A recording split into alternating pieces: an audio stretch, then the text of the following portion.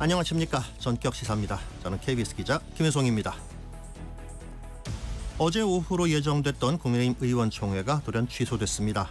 김용태 비대위원장은 권성동 원내대표로부터 사전 논의 없이 취소를 통보받았다고 했는데요. 원내대표 선거를 앞두고 내부 갈등이 더 고조되는 모습인데 원내대표 출마를 시사한 조경태 국민의힘 의원을 연결해서 당내 상황 그리고 출마에 대한 의사 들어보겠습니다. 이른바 3대 특검법이 공포됐고 민주당은 특검 후보 추천 절차에 들어갔습니다. 그리고 오늘 민주당 새 원내대표 선출에 일부 반영되는 권리당원 투표가 시작되는데요. 이와 관련한 상황 등에 대해서 박균택 민주당 의원으로부터 말씀 들어보겠습니다. 전격 시사는 유튜브로도 실시간 방송되고 있습니다. 6월 10일 목요일 아침 전격 시사 시작하겠습니다.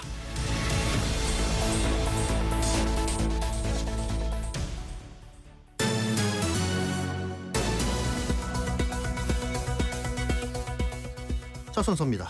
오늘을 이해하기 위해서 꼭 필요한 소식들 브리핑해드립니다. 세계일보 이현미 기자 함께합니다. 이 기자 안녕하세요. 네, 안녕하세요. 자, 먼저 이재명 대통령이 어제 한국거래소를 찾았습니다. 이 대통령이 어떤 점을 강조했습니까? 네, 이재명 대통령은 어제 한국거래소 시장감시위원회를 찾아선 주가지수 5천 시대를 활짝 열어가자면서 자본시장 활성화를 위한 여러 개선책을 적극 추진하겠다고 밝혔습니다. 주식을 부동산에 버금가는 대체 투자 수단으로 키워서 주가지수 5천 시대를 열겠다는 건데 이를 위해선 공정하고 투명한 시장 질서 확립이 중요하다고 강조했습니다. 공정하고 투명한 질서 확립이란 게 달리 말하면 정부가 심판으로서 엄격하게 관리하겠다는 의미인데요. 이 대통령은 주가 조작 등 불공정 거래에 대한 원 스트라이크 아웃 제도를 도입하고 부당이득에는 과징금을 물려 환수하겠다고 했습니다. 그러면서 한국 주식이 저평가되고 있는 걸 지적하면서 기업들의 행태를 꼬집었고 다 바꿔야 한다고 말했고요. 기업의 적극적인 배당도 촉구했습니다. 이 대통령은 우리나라는 배당을 안 한다. 여러 가지 이유가 있을 텐데 배당을 촉진하기 위한 세제 개편을 준비하고 있다고 말했습니다. 마침 어제 코스피는 새 정부에 대한 기대감으로 3년 5개월 만에 2,900선을 돌파하며 6거래일째 상승세를 이어갔습니다. 네, 2,900을 넘어섰네요. 어제 드디어. 네, 정치권 소식 동향 하나 좀 알아보죠. 민주당 의원들이 이제 검찰 개혁에 목소리를 높이면서 이 관련 법안을 발의를 했어요? 네, 민주당 의원들이 검찰청을 폐지하고 그 기능을 이제 각각 나눠서 대신할 공소청과 중대범죄수사청, 국가수사위원회를 신설하는 법안을 어제 발의했습니다. 총 4개 법안이 발의된 건데요. 문재인 정부 때는 검찰의 수사권을 축소하는 방향으로 검찰개혁이 이루어졌다면 이제는 아예 검찰을 해체하는 작업이 이루어지는 겁니다. 이 구상에 따르면 검찰의 수사권은 행안부 산하에 만들어지는 중수청으로 가고 기소권은 법무부 산하 공수처이 갖고 이 두 기관과 공수처의 업무를 조정하고 관리 감독할 국가수사위원회가 국무총리 직속으로 별도로 신설됩니다. 네. 검찰청이 없어지고 대신에 3개 기관이 새로 만들어지는 겁니다. 그렇군요. 법안을 낸 민주당 의원들은 정부와 공식 협의를 하지는 않았다고 했는데 앞으로 정부 조직 개편 과정에서 성사될 가능성이 매우 높아 보입니다. 이한주 국정기획위원장은 어제 수사는 분리해서 전문기관에 맡기고 검찰은 공소 유지에만 집중하는 형태로 가게 될 것 같다며 민주당 안에 힘을 실어줬고요. 우상호 대통령실 정무수석도 대통령의 검찰개혁 의지가 강하다고 말했습니다. 반면에 국민의힘 법사위 위원들은 헌법 89조는 검찰총장의 임명을 국무회의 심의를 거쳐야 한다고 명시하고 있고 그러니까 검찰총장의 존재가 헌법에 명시돼 있고 헌법 12조는 영장 청구권을 검사에게 부여하고 있다며 검찰청 폐지는 헌법 질서에 정면으로 반하는 시도다. 이재명 대통령 수사에 대한 보복 입법이라고 비판했습니다. 네, 북한이 참 민감하게 여기는 것 중에 하나가 이 대북 확성기 방송인데 이게 어제 중단됐다는 소식이 있었습니다. 네, 이 대통령의 지시에 따라 어제 오후 2시부로 대북 확성기 방송이 중지됐습니다. 윤석열 정부가 대북 확성기 방송을 재개한 지 1년 만에 멈추게 된 건데요. 대북 확성기 방송은 2016년 북한의 4차 핵실험 때 잠깐 했다가 그만뒀고 작년 6월 북한이 오물쓰레기 풍선을 수도권에 막 날려보냈잖아요. 네. 그때 6년 만에 재개하고선 정권이 교체되면서 1년 만에 중지한 겁니다. 대통령실 강유정 대변인은 남북관계 신뢰 회복과 한반도 평화 정착을 위한 조치라고 했고요. 이 대통령이 대선 공약을 취임 일주일 만에 실천한 거라고 설명했습니다. 이에 따라 전방 지역에 고정식으로는 24대, 이동식으로는 16대 등 총 40대를 가동하던 확성기 방송을 일제 멈췄습니다. 다만 방송 중단이 아니라 중지 이런 표현을 쓰면서 전면 철수는 아니고 일시적인 조치라고 했고요. 실제로 확성기도 현장에 그대로 남겨둔 상태입니다. 북한이 여전히 대남 확성기 방송을 이어가고 있어서 우리 군도 북한의 대응 여부에 따라 재개 가능성을 열어둔 겁니다. 어쨌든 이번 조치는 북한과의 대화 분위기를 조성하기 위한 이재명 정부의 선제적 제스처란 평가가 나옵니다. 네, 일단 멈춘 상태고 북한이 어떻게 또 나오느냐에 따라서 또 달라질 가능성도 또 있는 거군요. 네. 네, 다시 정치권 소식 좀 알아보겠습니다. 오광수 민정수석에 대해서 이제 의혹이 여지면서 논란이 이제 계속되고 있는데 대통령실이 입장을 냈습니까?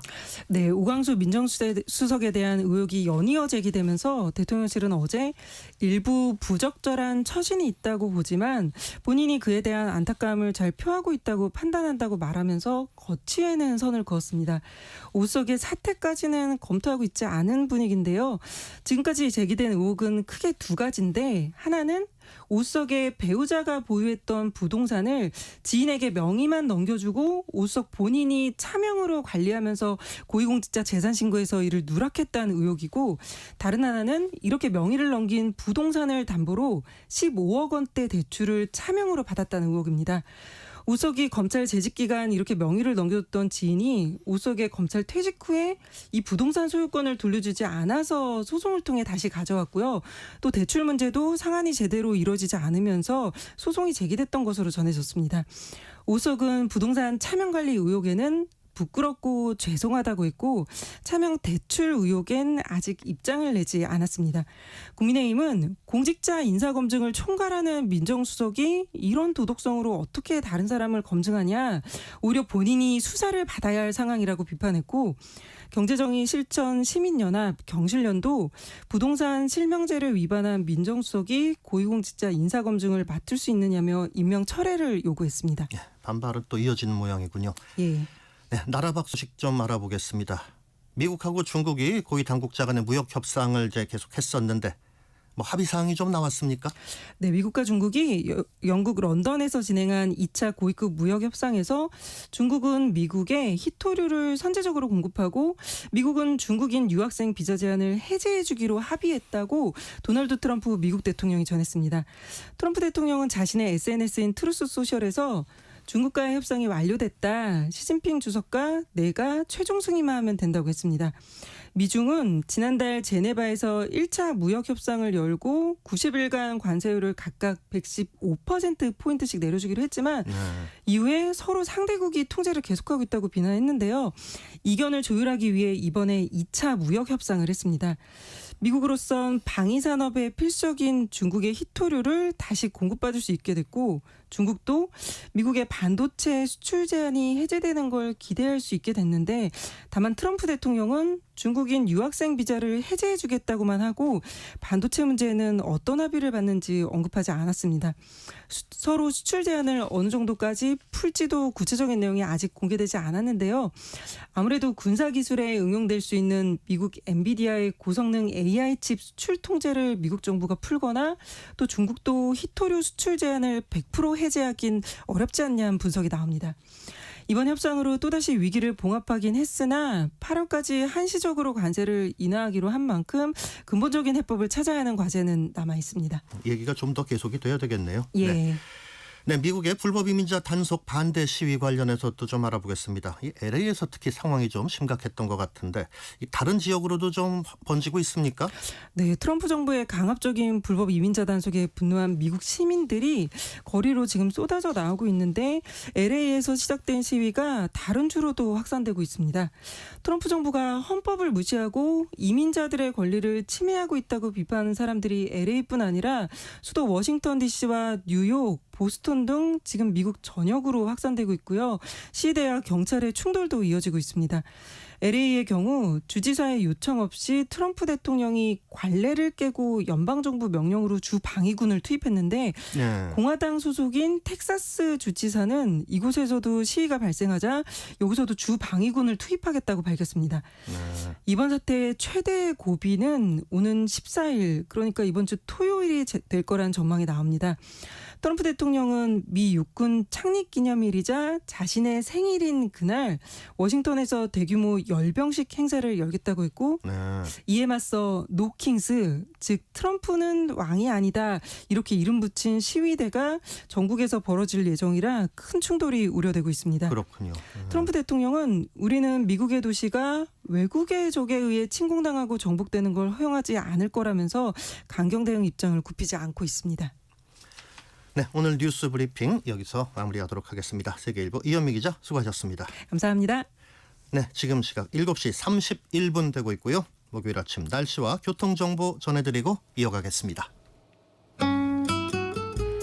전격 시사 날씨 정보입니다. 오늘 올해 장마가 제주도부터 시작이 되겠습니다. 다른 지역은 오늘도 30도 내외의 불볕더위가 계속되겠고요. 금요일에도 내륙은 30도 이상 낮 기온이 오르겠습니다. 토요일은 전국으로 비가 확대되면서 낮 기온이 29도 이하로 살짝 기세가 꺾이긴 하겠습니다. 오늘 낮 기온 서울 32도까지 올라 더위가 기승을 부리겠고요. 세종, 대전이 31, 대구 30도, 광주 29도로 예상됩니다. 부산과 강릉 26도, 대부분 23도에서 32도 분포인데요. 오늘 비 오는 제주도는 22, 3도 선의 낮 기온에 그치겠습니다. 제주는 평년보다 일주일 이상 빠른 장마가 시작이 됐습니다. 우선 제주는 모레까지 정체전선의 영향으로 50에서 산지로 최고 200mm 이상의 많은 비 예보가 있고요. 오늘은 제주에 이렇게 비가 오지만 내일은 충청과 남부지방으로 비가 확대되겠고 남해안에 많은 비가 또 오겠습니다. 토요일은 전국에 일요일 오후부터 월요일 오전 사이에도 전국에 비 예보가 있습니다. 올해 첫 태풍 우딥도 베트남 부근 해상에서 어제 발생했는데요. 우리나라에 직접 영향은 없겠지만 이 태풍에서 발생한 수증기가 주 후반부터 다음 주 초반 우리나라에 내리는 비에 영향을 주겠습니다. 오늘 대부분 자외선 지수 높거나 매우 높습니다. 차단에 신경 쓰시고요. 오후에 오존 농도도 대부분 나쁘겠습니다. 지금 서울 기온 20.8도입니다. 전격 시사 날씨 정보 최영우였습니다. 계속해서 이 시각 교통 상황은 KBS 교통정보센터의 임초희 씨가 정리해드립니다. 네, 이 시각 교통정보입니다. 주요 도로 곳곳으로 출근 차량 많아지고 있습니다. 평택 시흥고속도로 평택 쪽 남한산에서 5km 구간 밀리고요.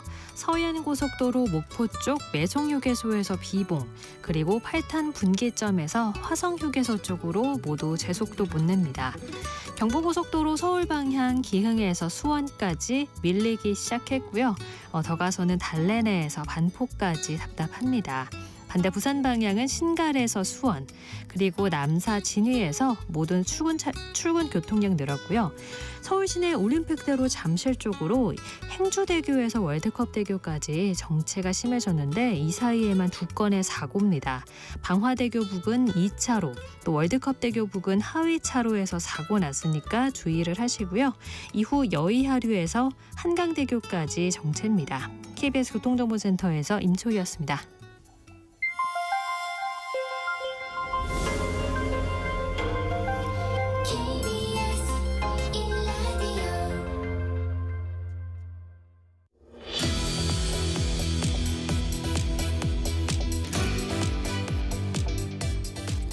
전격 시사 이어갑니다. 오늘의 전국 흐름 전격 인터뷰를 통해서 알아보겠습니다. 먼저 국민의힘 쪽부터 가보겠습니다. 당내 최다선이시죠. 조경태 의원 전화로 연결돼 있습니다. 안녕하십니까? 네, 안녕하세요. 조경태 의원입니다. 네. 국민의힘 의총 관련 소식부터 먼저 여쭤보겠습니다. 어제 예정됐던 의원총회가 취소가 됐죠. 김영태 비대위원장 거취 또 당 개혁안 등에 대해서 논의할 예정이었는데 조 의원님께서는 어떻게 취소를 연락받으셨습니까? 저는 문자로 연락을 받았거든요. 좀 참으로 좀 아쉽다는 생각이 드는 게 사의를 표했으면 뒤로 물러나고 비대위원장 체제로 가든지 아니면 원내 수석 부대표가 대행하는 것이 저는 상식이라고 보는데 왜 저렇게 하는지 잘 모르겠습니다. 당을 자기 마음대로 생각하는 건지 이해할 수가 없고요. 지금이라도 비대위원장 개혁안이 빨리 추진되도록 해야 된다. 저는 그렇게 봅니다. 네. 문자로 연락을 받으셨다고 했고 그 김영태 그 비대위원장도 뭐 사전 협의 없이 취소를 했다 그러면서 이제 상당한 유감을 또 나타냈더군요. 그 취소 네. 이유에 대해 가지고 이제 그 설명을 좀 몇 가지 나왔었어요. 이재명 대통령 재판 연기와 관련해서 당의 역량을 집중할 필요가 있다는 등의 이런 그 취소 이유가 이제 제시가 됐는데 여기에 대해서는 어떻게 보십니까? 그래서 좀 궁색한 변명이라고 생각합니다. 지금 우리 당이 지금 상당히 좀 여러 가지로 어려운 그런 상황에 놓여 있습니다.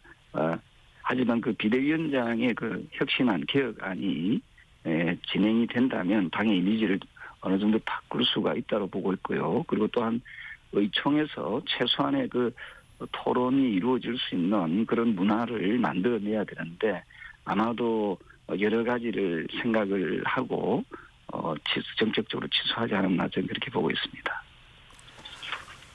이제 원내대표 선거 전에 의원총회가 좀 열릴 가능성 좀 많이 좀 적게 봐야 되겠나요? 네, 지금은 희박하다고 보고 있고요. 이제 자신들이 내세우는 원내대표가 만약에 만들어진다면은 지금의 비대위원장의 임기가 6월 30일까지로 지금 현재로 잡혀져 있지 않습니까? 그렇죠. 그 임기 연장을 시키지 않으려고 하는 그런 의도가 아니겠느냐.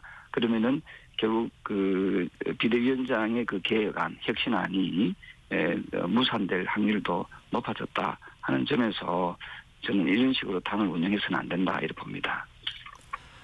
국민의힘에서 이제 대선 당시 후보 교체 시도와 관련해서 이제 당무감사에 착수한다 그런 보도가 있었습니다. 비대위원장이 감사권을 발동한 건데 여기에 대해서는 당내에서 좀 계파별로 좀 입장 차이가 좀 크지 않습니까?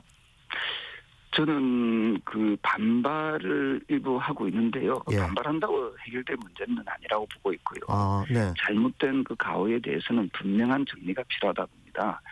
민주주의의 근간을 해친 그런 행위에 대해서는 당과 국민께 사죄를 해야 된다 보고 있고요. 그리고 또 해당자들은 피하지 말고 당무감사에 적극적으로 임해야 한다 이렇게 봅니다. 그래서 이것 때문에 아마 그 내부 갈등이 더 커지는 거 아니냐 이제 그런 우려를 이제 제기하는 분도 좀 있는 것 같습니다만. 사실 내부 갈등이라기보다는 잘못을 했으면 잘못을 뉘우치고 네. 또 그들은 또 문제에 대해서 자신들이 거기에 대한 응당 책임을 지는 그런 자세가 필요하다라고 보고 있거든요. 네, 알겠습니다. 원내대표 선거 이거 임박한 원내대표 선출과 관련해서 한번 여쭤보겠습니다. 앞으로 이제 원내대표 이제 어깨가 무거운데요. 주요 사안들이 이제 정리를 해야 될 것 같은데 조 의원님께서 국민의힘 원내대표 출마에 이제 긍정적인 그런 말씀을 좀 하셨다는 소식이 있었습니다. 어떻게 마음을 좀 굳히셨습니까?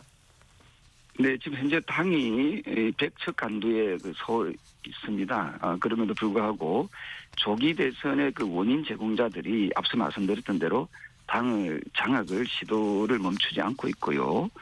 또 집권 여당에서는 연일 내란 세력 척결의 의지를 가지고 있습니다. 이런 위기 상황에서 과연 당을 구할 사람이 누구인지를 저는 살펴봤으면 좋겠다는 생각이고요. 저는 이번에 원내대표는 당 내부의 개혁과 대여 협상을 통해서 정치 복원을 이루어낼 수 있는 인물이 나서야 된다고 보고 있습니다. 만약에 저한테 그러한 역할이 주어진다면은 저는 기꺼이 수행해 나갈 것이라는 그런 뜻을 담아내었습니다. 네. 그러면 이제 이 원내대표로 나오신다면 이제 어떤 역할 하실지가 좀 궁금합니다. 국민의힘 진정한 쇄신을 위해서는 어떻게 해야 될 것으로 보십니까? 먼저 비상계엄과 탄핵에 대한 진정 어린 그 대국민 사과가 있어야 된다고 보고 있고요. 사과가 또한 네. 책임 소재를 분명히 해서 엄중히 책임을 물어야 된다고 생각을 합니다. 또한 그 대여 협상력을 제대로 끌어올려 가지고 제대로 된 정치를 해야 된다고 봅니다. 과거에 그 김대중 정권 때 90녀석, 100석이 안 됐죠. 90녀석을 가지고도 전국을 주도한 적이 있습니다. 다수당이고 집권당이라고 해서 마음대로 할 수는 없다는 말씀을 드리고요. 정치 복원을 통해서 국민들께서 원하는 의회 정치를 실현해 나가는 것이 급선무다라고 저는 봅니다.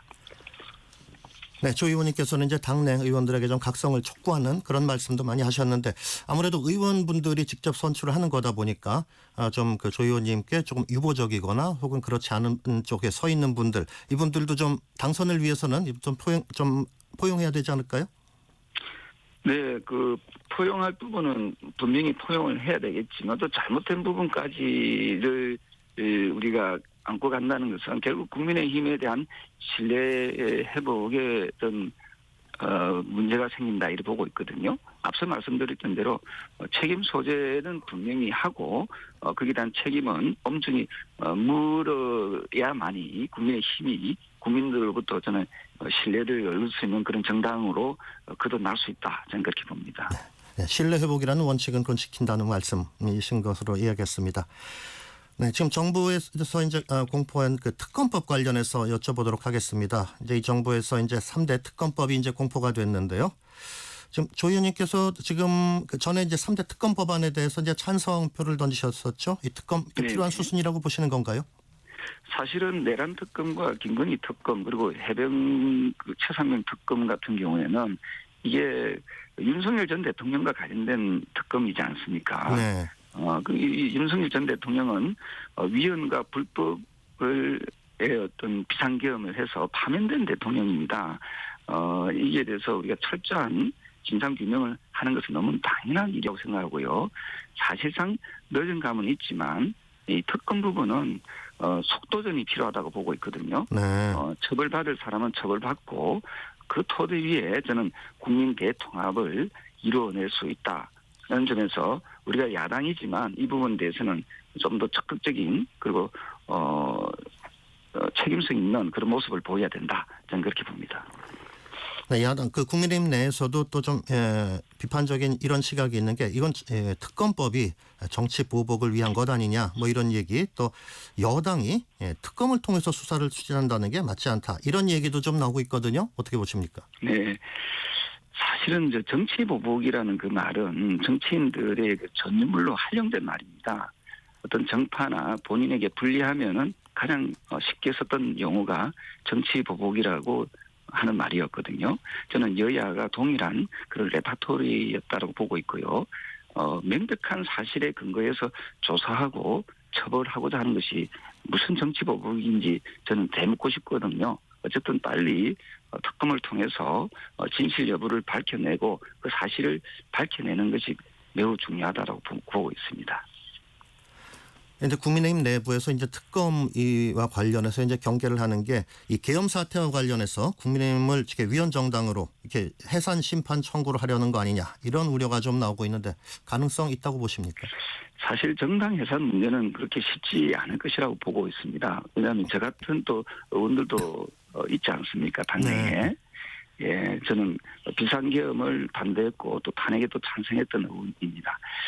사실 정당 해산권에 대한 그 역사를 살펴보면은 1958년도에 그 진보당 사건이 한 번 있었고요. 네. 그리고 2014년도에 통합 진보당 해산 사건이 있었습니다. 네. 각각 저는 정치 탄압의 사례로 그리고 또 국내외적으로 정치적 논란이 있었던 그런 사건이었습니다. 그래서 저는 정당 해산 문제는 그렇게 쉽게 이루어질 수는 없을 것이다. 저는 그렇게 보고 있습니다.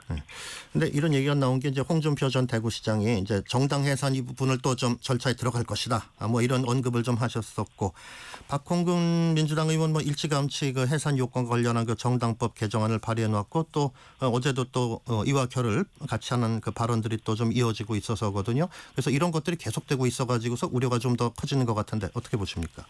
네, 말씀 주신 대로 우리 당이 어떻게 바뀌고 변화하냐에 따라서 그러한 그 목소리가 커지느냐 또 잦아드느냐 뭐 이런 차이가 발생할 수 있다 보고 있고요. 만약에 또한 특정 세력 원인 제공자였던 특정 세력이 또 이 당을 장악하게 되면은 분명히 그런 목소리는 훨씬 더 높아지지 않을까 저는 그런 생각을 합니다. 네. 이건 좀 약간 절차적인 문제인데요. 그 특검 수사가 이제 곧 시작이 될 것으로 관측이 되는데 이 추천권에서 국민의힘은 좀 배제가 됐어요. 교섭단체, 비교섭단체 한 군데씩 가져냈는데 여기에 대해서는 어떻게 보십니까? 아마도 그 당시 야당이었던 민주당이 이 추진했던 그 부분에 대해서 국민의힘은 동의하지 않으면서 추천하지 않다 보니까 배제된 걸로 알고 있습니다. 분명 불합리한 부분도 있기 때문에 지금이라도 이후에라도 협상을 통해서 추천권을 행사할 수 있도록 해야 된다라고 보고 있고요. 사실 우리가 추천을 한다 해도 큰 흐름에 대해서 대세에 대해서는 거스르기가 힘들지 않을까 이런 생각을 합니다. 네, 그렇죠. 네, 특검과 관련해 이어서 민주당의 중점 법안 처리와 관련해서 좀 여쭤보겠습니다. 민주당이 지금 뭐 형사소송법 개정안을 비롯해서 이런 쟁점 법안 처리에는 대해서는 약간 속도를 조절하는 모습을 좀 보이고 있습니다. 당장 본회의에 어떤 그 형사소송법 같은 것을 상정하지 않은 거는 어떤 이유라고 보십니까? 저는 역풍을 우려한 조치라고 보고 있고요. 네. 사실은 고등법원에서 지난번에 선거법 같은 경우도 연기하지 않았습니까? 네. 굳이 무리수를 뚫 필요가 없다 이렇게 판단한 것 같습니다. 그런데 이제는 그렇게 상황 논리로 접근할 것이 아니라 국민과 나라를 위해서 정치적 합의를 통해서 국민의 뜻을 받드는 그런 정치권이 되었으면 좋겠다 하는 말씀을 드리고 싶습니다. 이재명 대통령이 기소를 했던 사건 가운데서 이제 대장동 관련해서도 그 재판이 또 연기가 됐죠. 그래서 어제 국민의힘 의원들이 이례적으로 법원 앞에서 이제 의원총회를 또 열지 않았습니까? 이 법원의 이런 그 재판 연기 결정에 대해서는 어떻게 보십니까? 사실은 이제 법은 만인한테 평등하다라는 그런 원칙적인 부분은 누구나 어떤 경우에도 적용돼야 된다고 생각을 하고요. 네. 하지만 국민 투표로 선출된 대통령에 대한 적용 문제는 사실상 여야의 정치적 영역으로 합의 도출을 해야 될 사안이 아닌가 이런 생각을 하거든요. 임기 동안에 재판 절차가 중단된 것이지 이게 아예 없어진 건 아니거든요. 네. 그래서 임기 종료 후에 임기가 끝나고 난 이후에 재판 재개가 된다고 봤을 때 여러 가지 복합적인 문제를 고려해서 정치적 고려와 정치적 합의가 필요한 부분이 아닌가 저는 그렇게 보고 있습니다. 네, 그리고 국민의힘에서 그 국회에서 법사위원장을 그 여당의 어떤 그 입법 드라이브와 관련해서 이제 나온 얘기 같은데 법사위원장을 야당이 맡아야 한다 이런 그 견해를 좀 내셨었어요. 이 부분에 대해서는 동의하시는지요?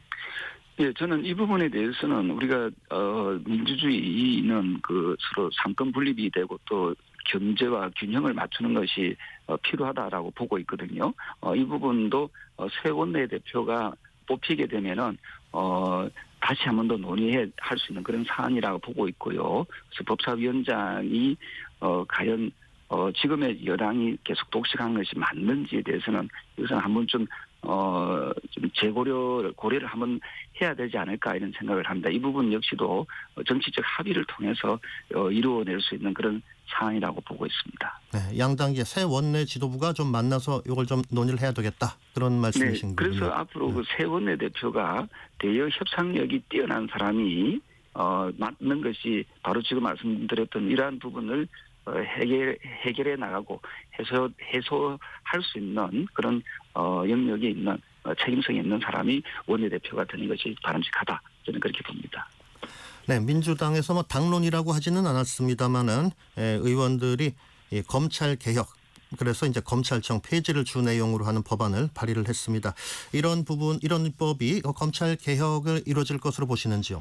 저는 사실 그동안에 그 검찰 개혁의 집중 그리고 정치적 중립성 훼손이 계속해서 국민들로부터 비판받고 또 문제가 있었지 않습니까? 네. 저는 그 자업자득이라고 보고 있습니다. 하지만 국가기관을 다루는 조직인 만큼 최대한 연착륙할 수 있도록 집권 여당의 그 일방적인 독주로 시행할 것이 아니라 여야가 머리를 맞대고 또한 이런 중대한 이런 사안인 만큼 저는 진중하게 이 문제를 좀 접근해 나가는 것이 좋겠다 이런 생각을 하고 있습니다.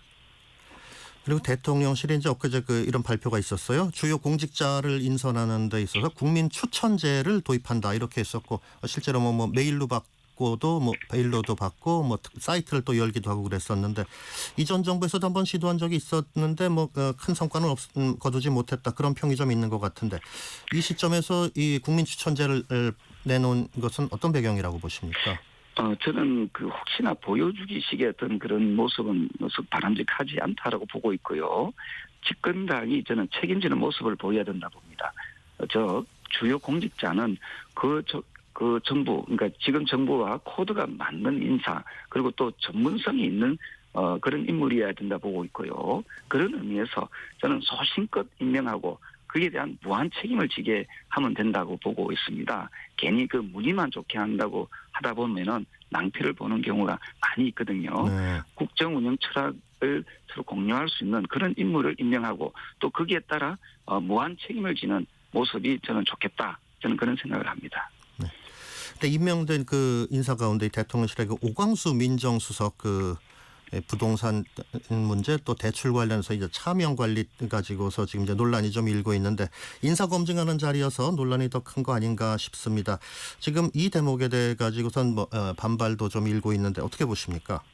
네, 그 부분에 대해서 지금의 정부가 잘못된 부분이 있다라고 하면은 거기에 대해서 빨리 교체하는 것도 하나의 방법이라고 생각을 하고요.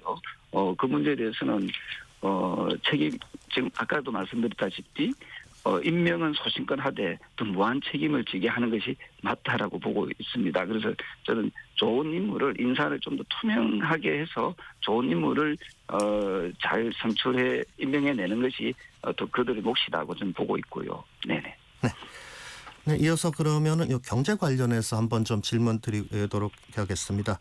지금 대통령 취임 이후에 주식시장이 좀 훈풍이 좀 돌고 있습니다. 취임 후에 어제 그 한국거래소 방문하기도 했었는데 어제까지 6거래일인가요? 계속해서 이제 또 상승하고 그랬는데 이런 흐름이 어떻게 좀 계속 이어질 것으로 보시는지. 저는 허니문 랠리가 좀 맞다고 보고 있고요. 그 정책에 대한 기대감이 저는 이게 주가에 반영된 건 아닌가 보고 있고요. 한 가지 주목할 점은 이재명 대통령이 주가 조작 원 스트라이크 아웃제를 도입한다라고 했지 않습니까? 네, 그렇죠. 그래서 불공정 거래에 대한 강력한 근절 방침이 저는 시장의 긍정적인 그런 효과로 나타나고 있지 않는가 이래 보고 있습니다.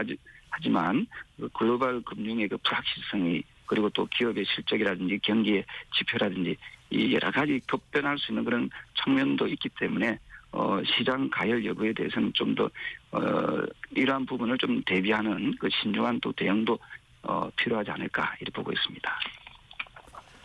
네, 민주당에서는 또 든든한 추경 그리고 물가 안정 이걸 동시에 이루겠다 그런 의지를 좀 밝혔습니다. 이 두 가지가 이제 동시에 이루어질 수 있을 만한 사안인가 그런 또 시각도 좀 있는데 의원님은 어떻게 보십니까? 네, 사실은 이 두 가지가 좀 상충되는 그런 내용이거든요. 추경을 많이 하면은 이게 시중에 돈이 많이 풀리니까 예, 물가가 또 올라갈 수 있는 인플레이션이 될 수 있는 그런 상황이지 않습니까? 그래서 이 두 마리 토끼를 잡는다는 것은 그리 쉬운 일은 아니라고 보고 있습니다. 다만 이제 국민들은 내수 시장을 좀 진작시키기 위한 것을 많이 고민을 또 원하고 있거든요. 그렇다면은 이게 정부의 재정으로 이게 뭔가 경제를 활성화시키는 것은 한계가 있다 보고 있고요. 저는 우리나라 기업들이 외국으로 좀 많이 나가고 있지 않습니까? 심지어 미국으로도 많이 나가고 있거든요. 네. 이런 것을 국내에 투자할 수 있는 투자 환경을 저는 조성하는 것이 중요하다. 기업하기 좋은 환경을 조성하는 게 중요한데 여기에는 보면 노조들의 어떤 그 그림들도 좀 분명히 좀 작용할 수 있거든요. 그래서 노동의 유연성도 어느 정도 확보하고 우리나라 기업들이 좋은 일자리를 국내에 많이 만들어낼 수 있는 그런 전향적인 그런 의논과 합의가 좀 필요하지 않을까 하는 생각을 합니다. 네, 지금 그 기업하기 좋은 환경 말씀하셨는데 어떤 그 규제 개혁이라든가 또는 어떤 고용의 유연성 같은 부분 이 부분에서는 좀 더 전향적인 자세가 필요하다고 보시나요? 네, 분명히 저는 이 부분에 대해서 우리 국가가 더 많이 발전하고 우리 국민들이 좀 더 좋은 일자리를 많이 제공받기 위해서는 분명히 필요한 부분이 바로 이런 부분이거든요. 그래서 정부의 재정으로만 경제를 활성화시킨다는 것은 거기에 한계가 있다라고 보고 있고요. 그래서 민주당에서는 집권당에서는 이 부분에 대해서도 좀 더 전향적인 시각을 가지고 접근해 나가는 것이 대단히 중요하지 않을까 이런 생각을 합니다. 네, 성장을 위해서는 이제 노사 이제 균형적인 발전이 좀 필요할 것 같아요. 노동계 쪽에 아무래도 좀 더 귀를 기울이는 거 아닌가 이런 우려가 좀 있는 것 같습니다. 네, 그렇습니다. 그래서 지금은 우리가 노동계에 대해서 충분히 우리가 논의를 하되 국민들이 지금보다 더 잘 살고 더 좋은 일자리를 만들어서 내수 시장을 진작시키고 나아가서 그럼으로써 또 물가도 좀 안정시키고 우리 국민들이 부담을 좀 더 줄여나가는 그런 부분들이 좀 더 효과적이라고 보고 있고요. 트럼프 정부가 왜 자기들이 그 관세를 많이 때리고 합니까? 그것은 자기 나라에 좋은 기업을 많이 유치하게 하기 위해서 하나의 수단이거든요. 그렇죠. 그런 점에서 우리나라의 좋은 대기업들이 미국으로 또는 다른 나라로 투자하지 않고 우리나라 국내에 투자할 수 있는 환경 조성하는 것이 정부가 추경을 통해서 국민들의 세금을 통해서 하는 것보다 훨씬 더 효과적이고 훨씬 더 안정감을 줄 수 있지 않을까 저는 그렇게 생각을 합니다. 네, 전격 시사 1부 여기서 정리하겠습니다. 국민의힘 조경태 의원이었습니다. 네, 말씀 감사합니다. 네, 고맙습니다. 네, 안내 말씀 듣고 이어서 2부에서 뵙겠습니다.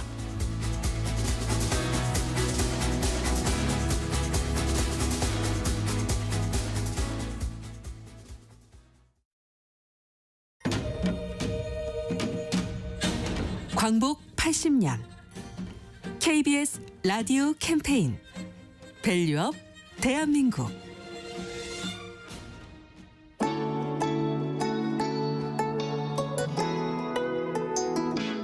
안녕하세요. 저는 기레인문학 우리 땅 걷기 대표 신정일입니다.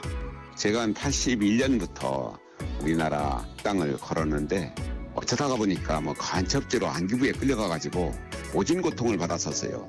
그것을 치유하기 위해서 우리나라 국토를 한번 걸으면서 나 자신을 좀 돌아보고 나를 좀 치유해야겠다 하는 생각을 가지고 우리 국토의 속사를 걷기 시작했습니다.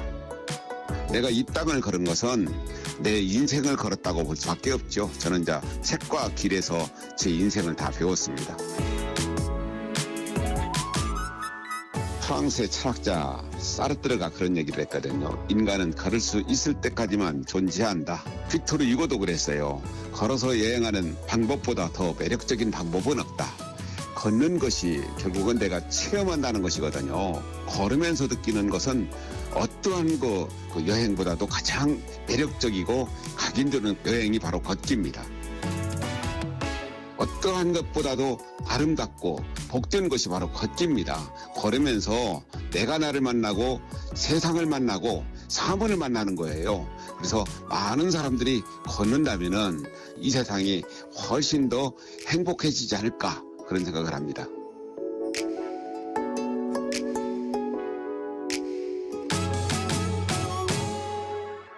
광복 80년 우리가 가야 할 길을 묻습니다. KBS 라디오 캠페인 밸류업 대한민국이었습니다.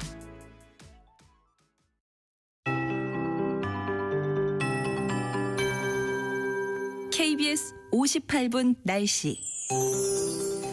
오늘부터 평년보다 일주일 이상 빠르게 장마가 시작된 제주는 모레까지 정체 전선의 영향으로 50에서 최고 200mm 이상의 많은 비 예보가 있습니다. 오늘은 제주에, 내일은 충청과 남부지방으로 비가 확대되겠고 토요일은 전국에 비가 오겠습니다.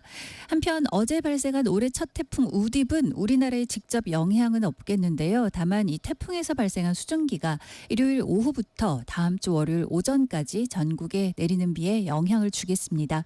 오늘부터 올해 장마가 시작된 제주를 빼면 오늘도 전국이 30도 내외의 불볕더위가 이어지겠습니다.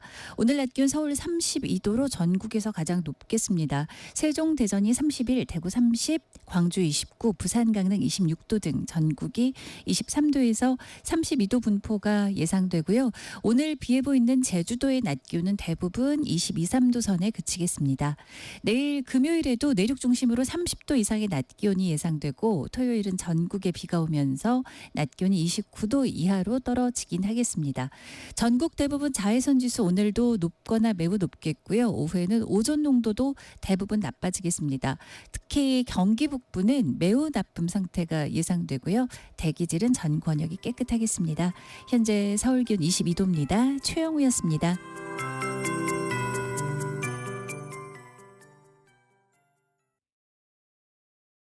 정성을 다하는 국민의 방송 KBS가 8시를 알려드립니다. AM 711kHz, FM 97.3MHz, KBS 1라디오입니다. HLKA.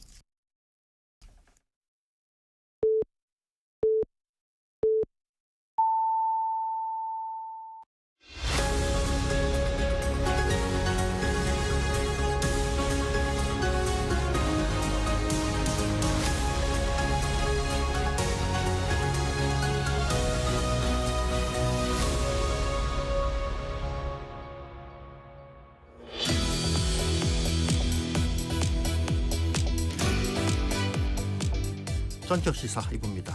전국 현안 알아보는 인터뷰 이어가겠습니다. 국회 법사위원이시죠. 더불어민주당 박균택 의원 오셨습니다. 안녕하세요. 예, 안녕하십니까. 박균택입니다. 네. 자, 이제 정부가 출범하고 일주일여 동안 많이 바쁘셨을 것 같습니다. 그리고 의원회관에서죠. 그러니까 이재명 대통령 이제 의원이실 적에 의정 활동하실 적에 옆방이셨다고요. 예, 그렇습니다. 그러면 또 그 기간에 뭐 좀 자주 마주치고 뭐 그러셨나요? 네. 옆방이긴 하지만은 네. 그분이 워낙 바쁘시고 아하. 개인적인 활동을 많이 하시기 때문에 네. 종종 아주 가끔 네. 뵐 기회가 있었을 뿐입니다. 아, 그렇군요. 네. 이재명 대통령 이제 취임하셔가지고서 이제 첫 번째 법으로 이제 3대 특검법을 이제 공포를 좀 했습니다. 지금 민주당 내에서 후보자 추천 그리고 선정 작업이 어느 정도 지금 진행이 되고 있습니까? 예, 지금 후보군들을 좀 검토하고 있는 단계라고 네. 보시면 될 것 같습니다. 근데 그 이제 특검이라는 것이 수사 경험 그리고 팀을 이끌 리더십 네. 또 하나가 이제 참여 의사인데 사실은 그렇죠. 가장 어려움을 겪는 것이 참여 의사입니다. 아, 수사 예. 능력을 가진 분들은 많이 있지만 참여 의사를 갖는 분을 찾기가 어려운 이유가 변호사를 폐업을 하고 와야 하기 때문에 수임 중인 사건을 다 정리를 하셔야 예, 네. 사임을 하고 온다는 것이 보통 복잡한 일이 아니라서 그것까지 갖춘 분을 찾는다는 것이 그렇게 쉬운 일은 아닙니다. 그렇군요. 그래도 지금 진행이 되고 있고 또 매체별로는 또 이제 뭐 특정한 분들이 또 거명이 좀 되고도 있는데 그런 걸 보면은 상당 부분 좀 그래도 좀 진행이 좀 되고 있지 않나 싶습니다. 출범 시기는 어느 정도로 볼 수 있을까요? 아마 다음 주 초에 임명이 된다고 했었을 때 그로부터 20일간 준비 기간을 갖습니다. 그런 걸 따지면 아마 7월 한 5일경 전후 이때 7월 5일경 전후에 아마 이제 준비 기간이 끝나고 7월 10일 이전에 사실상 수사 활동이 시작될 것으로 예측이 됩니다. 7월 초로 지금 저 말씀을 하셨군요. 네. 자, 그러면은 특검으로 지금 이렇게 좀 뭐 어려운 조건들이 있습니다만 적합한 분으로 좀 갖춰야 될 조건 어떤 게 있을까요? 일단은 국민들 보시기에는 수사 능력, 역량이 가장 중요할 것 같고 네. 그리고 같이 일하는 팀원들 입장에서는 어떤 그 전체를 품을 수 있는 연합군처럼 모인 인원들이기 때문에 네. 리더십이 중요할 것이고 인선을 하는 제 입장에서는 적극적으로 참여할 의지를 갖는 분 그게 중요한 것 같습니다. 네, 3대 특검 각각 이제 수사마다 또 핵심적인 대목이 있는데 의원님 같으면 어떤 부분을 좀 집중적으로 보실 것 같습니까? 워낙 사건이 방대하고 또 내용이 많기 때문에 좀 요약해서 말씀드리기가 쉽지 않은데 특징적인 것만 좀 말씀을 드리자면은 내란 특검의 경우에는 지금까지 수사가 좀 소홀했던 국무위원이나 구여당의 당 지도부 중에 이 어떤 내란 범죄에 동조한 분이 있는가 그리고 외환죄와 관련해서는 어떤 비상계엄 선포의 요건을 만들기 위해서 북한을 일부러 자극하고 도발을 유도한 행위가 있었는가 이게 쟁점이 될 것이고 김건희 여사 부분은 도이치모터스 주가 조작은 사실 다 인정된 거나 다름이 없기 때문에 어떤 그 양평 고속도로 노선 변경 또 여론조사 조작 같은 이런 국정농단 이 부분에 과연 김건희 여사가 어느 정도 개입을 했느냐 이게 될 것입니다. 그리고 이제 순직의 해병 그 특검 사건 같은 경우에는 그 어떤 지시의 근원적인 이유가 어떤 윤석열 대통령의 경로 여기에 있었던 것이 맞느냐 그리고 그 배경에 어떤 김건희 여사의 그 인맥이 작용했느냐 이런 것들이 주된 포인트가 될 것 같습니다. 네. 특검과 관련해서 국민의힘에서는 이런 부분들도 지적을 하기도 해요. 효율성이 좀 떨어지는 거 아니냐. 그리고 또 예산이 또 많이 들어가는 거 아니냐. 이런 부분들인데 이 비용과 규모에 대해서는 정말 우려할 수 있다. 그렇게 보십니까? 예, 사실은 과거 특검에 비해서 규모가 큰 것도 맞습니다. 그리고 또 세 개가 동시에 출범하다 보니까 더 그 규모가 크게 느껴지시는 건 맞을 겁니다. 그럼에도 불구하고 어떤 역대급 사건에는 역대급 특검이 필요할 수밖에 없는 것 아니겠습니까? 네. 지금 경제 논리를 가지고 말씀을 하지만 12.3 내란으로 인해 가지고 국내 증시에서 144조가 증발했다고 하지 않습니까? 네. 그런 걸 놓고 볼 때 그리고 또 세수 결손이 12월 연말 그 사정 때문에 또 1조가 넘게 세수 결손이 났다고 얘기합니다. 그런데 예산이 380억이 쓰인다는 그 사실을 가지고 지나치게 그 어떤 정쟁의 그 이유로 삼는 것은 균형 잡힌 태도는 아니라고 생각을 합니다. 네, 윤석열 전 대통령 부부가 과연 저 특검에서 이제 출석 요구를 했을 적에 과연 나올까 이런 또 얘기도 좀 있거든요. 지금 경찰이 지금 최근에 이제 출석 요구를 했는데 거기 이제 불응한 게 이제 보도가 되고 그랬었으니까 그 이 부분에 대해서는 지금 어떻게 좀 보십니까? 아마 전 대통령 부부가 저런 처신을 하는 이유는 그동안에 검찰과 경찰을 인사를 통해서 지배의 대상으로 사실은 삼아왔기 때문에 그런 그 본인들이 무시하고 있는 조직이 저렇게 나오는 태도에 대한 어떤 그 불만 또 서운함 이런 것들이 있다 보니까 거부하는 것이 아닌가 싶습니다. 그러나 특검이 출범하면 그 특검은 법의 명령에 따라서 국민의 기대에 따라서 활동을 하기 때문에 엄정하게 나올 수밖에 없을 것이고 그때는 불응하는 즉시 영장도 청구되고 그럴 것이니까 아마 뭐 지금까지와는 다른 모습을 보여주지 않을까 그렇게 예상이 됩니다. 네, 특검제 지금 말씀드리면 이제 한 달 정도면 이제 좀 활동을 들어갈 것 같은데 지금 검찰하고 공수처가 수사에 속도를 낸다 그런 기사가 또 좀 연달아 좀 나오고 있어요. 여기 어떻게 속도를 내는 배경은 뭐가 있을 것 같습니까? 그 게으른 농부가 석양에 바쁘다고 하지 않습니까? 진작 했으면 좋았을 텐데 그리고 어떤 어떤 그 의지나 어떤 정의감이라는 것이 있었으면 어려운 환경에서도 수사를 하는 노력을 보였을 텐데 이제 와서야 저러는 것은 애초에 어떤 용기도 의지도 없었기 때문에 그런 것이 아닐까 싶습니다. 그렇지만 다음 주면 특검이 임명이 될 지금 그런 상황이기 때문에 사건을 인계를 해야 할 입장에 있어서 아마 별 소득을 기대하기는 어려울 걸로 예상이 됩니다. 네, 국민의힘에 대해서 어떤 그 위헌정당 해산 관련한 그런 주장들을 잇따르는데 이 부분에 대해서 한번 여쭤보겠습니다. 여권에서는 이제 이 관련해서 이제 그 법안을 발의한 분도 계시고 또 어제도 이제 관련해서 의원분들이 좀 의견을 좀 내신 분들이 계세요. 그래서 이 실제로 이 가능성 좀 어떻게 좀 보십니까? 예, 사실은 국민의힘에서 내란 범죄가 일어나고 6개월 동안을 계속 옹호를 해왔지 않습니까? 네. 그걸 보면서 얼마나 그 큰 실망들을 했기 때문에 그런 그 해산설까지 나오는 것일까. 그 참 그 배경은 충분히 이해가 가고 저도 뭐 마음으로 동조하는 부분은 있습니다만은 그래도 조금은 신중해야 할 부분이 있다고 보는 게 내란이 일어났을 때 내란 그 해제를 위해서 18명의 국민의힘 의원들이 나서 주셨습니다. 그리고 윤석열 대통령 탄핵을 위해서 또 12명의 국민의힘 의원들이 나서 주셨습니다. 그런 걸 생각하면은 해체를 그냥 너무 쉽게 입에 담기는 조금 어려운 부분이 있는 것 같습니다. 그래서 특검이라든가 이런 수사 과정을 통해서 어떤 내란 당시에 어떤 국힘 그 지도부가 어느 정도 관여를 했느냐 그리고 그 동조 행위가 있었다고 하더라도 그게 얼마나 조직적이었느냐 이걸 밝혀놓고 나서 그다음에 해산 여부 문제를 평가를 해야지 지금 너무 세게 발언하기는 조금은 부담스러운 부분이 있다라고 생각합니다. 그래서 그 김용태 국민의힘 비대위원장이 탄핵 반대 당론 그걸 좀 무효화하는 개혁안을 제시했던 것도 이것과 좀 무관하지 않다 그런 또 해석도 좀 있습니다. 이거 타정당 얘기긴 한데 김 위원장이 제시한 그 국민의힘 내 개혁안 혹시 좀 어떻게 좀 보십니까? 그 개혁안 뭐 좋은 내용들도 있지만 제일 먼저 나오는 게 탄핵 반대 당론 무효화 이제 와서 그것이 개혁의 내용에 들어가야 할 정도로 논의가 된다는 것은 조금은 좀 우스꽝스러운 느낌은 있는 것 같습니다. 그런데 김용태 비대위원장이 제가 보기에는 어떤 대선용 임시 관리인에 불과했고 어제 의총도 원내대표가 마음대로 연기를 해버릴 정도로 지금 존재감을 인정을 못 받고 있기 때문에 본인 체제에서 뭘 할 수 있는 건 없을 것 같고 다음 주 월요일 날 아마 국힘의 원내대표 선거가 있는 걸로 알고 있습니다. 그렇죠. 네. 그 이후에 새로운 원내대표가 중심이 돼서 개혁안을 만들어가지 않을까 생각이 드는데 조금 정말 국민의 의사를 좀 생각을 해서 진정한 개혁을 할 수 있는 그런 원내대표가 좀 나와줬으면 좋겠습니다. 현재까지의 모습만 보면은 그 어떤 그 모래성의 주인을 두고 싸우는 철없는 아이들의 모습 같은 느낌이 들어서 조금 좀 진전이 좀 있기를 희망하고 있습니다.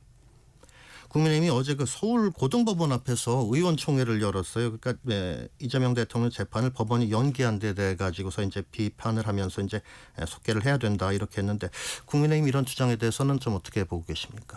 사실은 법원이 그 헌법 84조를 근거로 이런 결정을 했던 거 아닙니까? 그 84조 해석을 하는 헌법학계의 그 교수들, 유력한 교수들의 통설이 당연히 재판이 중지된다는 겁니다. 그 학설에 따라서 합리적인 결정을 했는데 이제 와서 그 재판을 구체적으로 그 뭐 어떤 비판을 하면서 내용을 개입하려는 태도는 저는 조금 타당치 않다고 봅니다. 이제 새 정부까지 출범을 했기 때문에 그동안 3년 동안 그 무너졌던 민생의 회복을 위해서 함께 노력을 생각을 해야지 아직까지도 민생보다 정쟁을 더 중시하는 모습은 타당치 않다고 봅니다. 지금 그 헌법 84조를 근거로 해서 이제 법원이 이제 그 연기 결정을 내렸는데 한동훈 전 대표가 같은 헌법의 다른 조항을 들어가지고 대통령도 판결로 자격을 상실할 수 있다 이런 걸 또 반박을 했다고 합니다. 여기에 대해서는 좀 어떻게 말씀하실 수 있을까요? 아마 헌법 68조에 보면은 대통령이 고리되거나 대통령 당선자가 판결에 의해서 그 지위를 상실했을 때라고 나와 있습니다. 현직 대통령과 당선자를 분명히 구별을 해놓고 있습니다. 근데 현직 대통령에 대해서 그 당선자 규정을 억지로 끌어다가 저런 식으로 그 어떤 혼선을 주는 해석을 하는 거 이것은 명백한 오류입니다. 이건 아마 그 일부러 그러는 것이라고 한다면 양심이 없는 거고 몰라서 그러는 거라면 국어를 해석할 능력이 없다는 것인데 아마 당권 욕심 때문에 기본을 상실한 거 아닌가. 그래서 저는 마치 그 검사 시절에 자꾸 이렇게 사건을 본인이 원하는 방향으로 억지스럽게 끌고 가던 그 모습을 보는 것 같아서 썩 유쾌하지는 않습니다. 네. 어제 그 검찰 개혁 법안 관련해서 한번 또 여쭤보겠습니다. 어제 민주당 의원분들이 이제 검찰청법 폐지를 포함한 이제 법안을 발의를 했습니다. 그래서 이렇게 검찰청을 폐지하고 이제 새 기관으로 이제 분산을 하겠다 이런 부분인데 이 검찰 개혁과 관련해서 그 검찰 개혁을 이루는 데 필요한 내용이라고 좀 보시는 건지요? 지금 검찰이 그동안에 보여왔던 이런 모습 때문에 이런 개혁안이 나온 것입니다.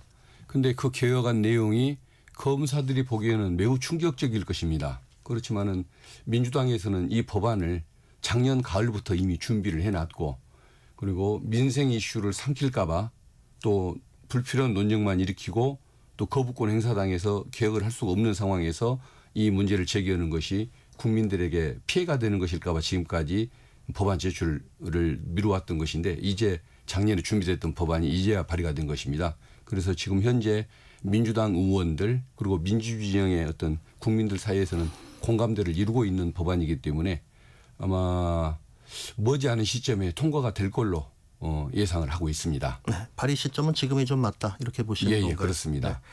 지금 당론은 아니라고 했었고 이제 의원분들이 정부하고 상의한 것도 아니다 그렇게 이제 전제를 했는데 앞으로 그러면은 또 이 발의한 내용에서 좀 약간 달라질 수도 있을까요? 그러면 아마 검찰이 직접 수사권을 가지고 지금까지 벌여왔던 이런 문제가 있기 때문에 저는 여기에 대해서 검찰의 그 수사권을 박탈한다. 수사권과 기소권을 분리한다는 이 원칙에 큰 원칙에 있어서는 저는 변함은 없을 것이라고 보고 있습니다. 다만 이제 세부적으로 그러면 경찰에게 힘이 실릴 텐데 네. 그 경우에 그쪽이 권한을 남용하는 경우에 이걸 어떻게 견제할 것인가 이 부분에 대해서 이제 조금 뭔가 검토가 되고 또 세부적인 이런 논의 같은 것들은 정부와 의사에도 있긴 있어야겠지만은 아무튼 그 어떤 그 큰 틀에 있어서 검찰의 수사권을 박탈한다. 이 부분은 거의 변함이 없을 걸로 그렇게 예상을 하고 있습니다. 검찰에서는 어떻게 반응할지 좀 모르겠는데요. 지금 아마 거부감이 클 것입니다. 그렇겠죠. 저항도 하고 싶을 것입니다. 그러나 이게 그동안에 윤석열 정권의 모습을 보면서 그 내부에 있는 그 검사들이 이런 사태가 올까 봐 걱정을 많이 했었고 지도부를 원망하는 목소리가 컸기 때문에 아마 할 말이 없다는 것을 본인들도 느끼고 있어서 아마 속으로 뭐 불안감, 거부감은 클 것입니다만은 아마 외부적인 이런 저항 같은 것들은 그렇게 크지 못한 뭐 이런 상황이 되지 않을까 싶습니다. 이 검찰 개혁에 또 새 정부가 또 많은 또 비중을 두고 있기 때문에 이 장차관 그 인선 관련해서 사실 법무부 장관에도 또 이제 많은 또 관심이 또 좀 모아지고 그랬었습니다. 국민 추천제 시행 때도 여기 이쪽에 또 관심이 많았다는 그런 말이 있었고요. 지금 차기 법무부 장관 여기 또 이제 누가 될 것인가 여기 또 관심이 많은데 법무부 장관의 어떤 그 필요한 요건 어떤 걸로 지금 보십니까?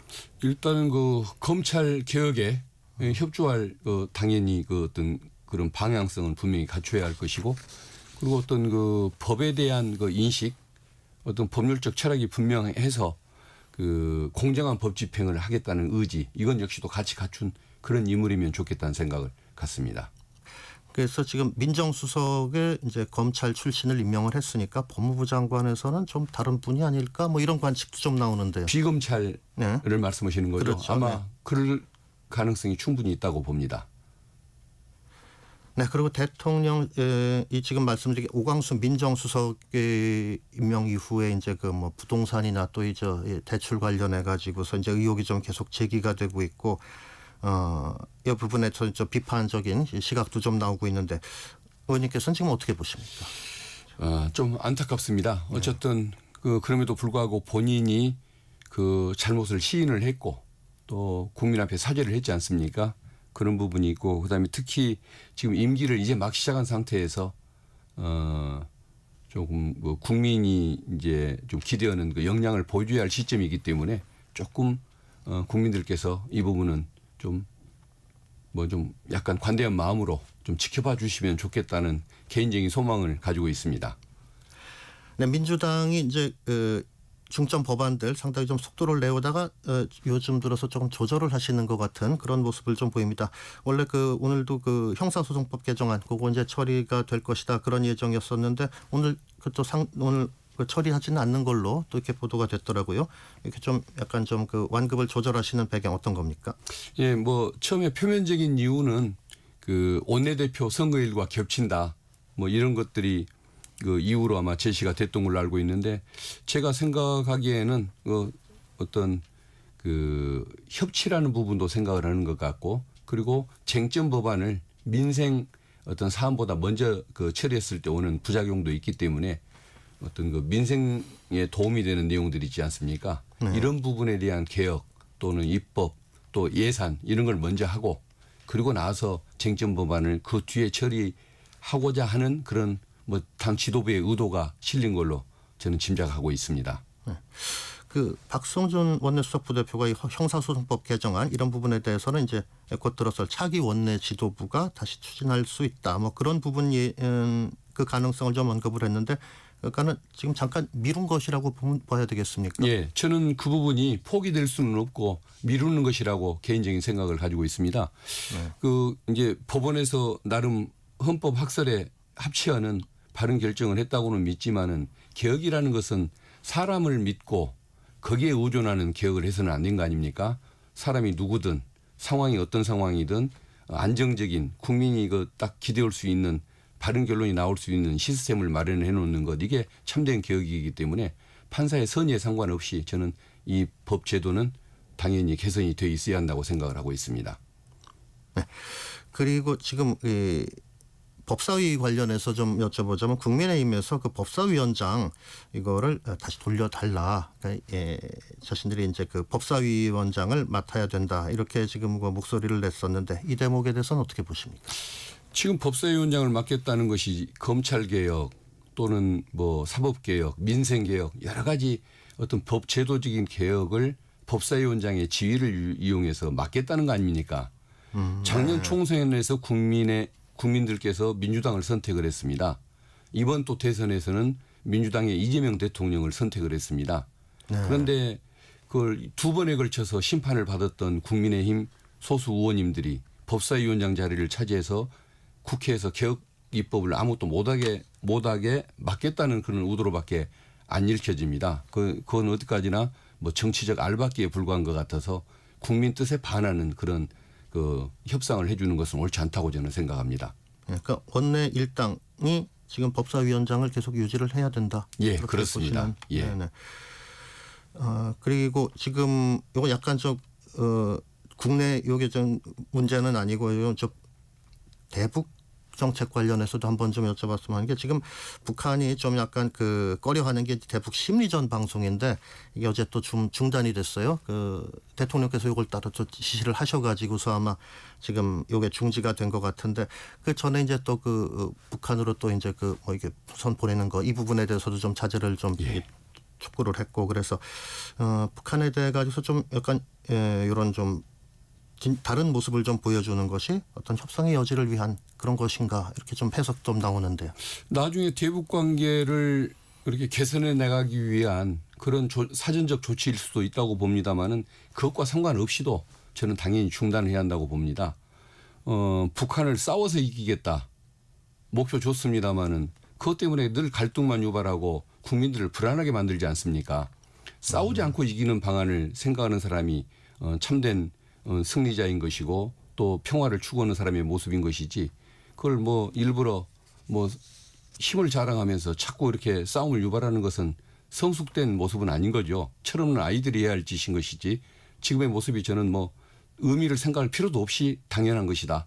그렇게 생각하고 있습니다. 이렇게 좀 전향적인 모습을 좀 보이는 것, 선제적으로 보이는 것이. 예. 네네. 선제적일 뿐만 아니라 네. 이 자체로 저는 옳은 것이다. 그렇게 보고 있는 것입니다. 네. 예.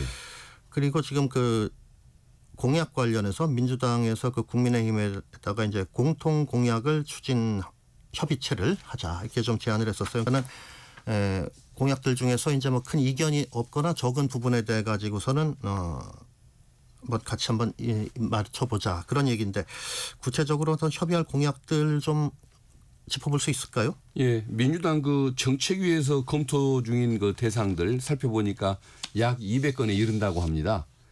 대표적인 것이 서로 공약이 좀 유사한 것, 서로 관심 방향이 비슷한 것들을 찾아보니까 반도체, 2차 전지 등 첨단 전략 산업을 지원하는 것, 그리고 AI 예산을 증액하고 민간 투자를 늘리는 것, 그리고 소상공인 자영업자 지원을 위한 채무 조정을 해주는 것, 그리고 1,000원의 아침밥 이걸로 확대하는 것, 그다음에 농업 재해 피해를 복구하는 것 여기에 대해서 예산 지원 범위를 확대하는 것 이런 것들이 포함되어 있다고 하는데 어쨌든 이견이 없는 공약들이라도 먼저 추진이 됐으면 좋겠습니다.